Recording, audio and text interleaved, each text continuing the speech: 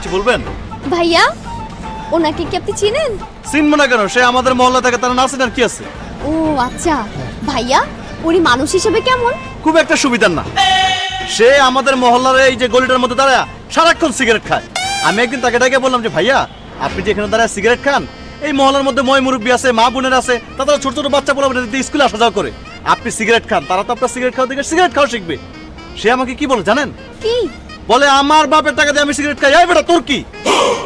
সেটা খুব একটা ভালো না। আপনি যদি ওর লগে চলাফেরা করেন, আমাদের মহল্লার মানুষ কিন্তু আপনারও খারাপ বলবে। মিশন নর লগে। আর জীবনে কোনোদিন আমি সিগারেট খাবো না। এই যে কানে ধরছি। Follow me.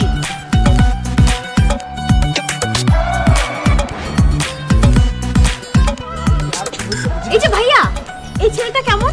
একদম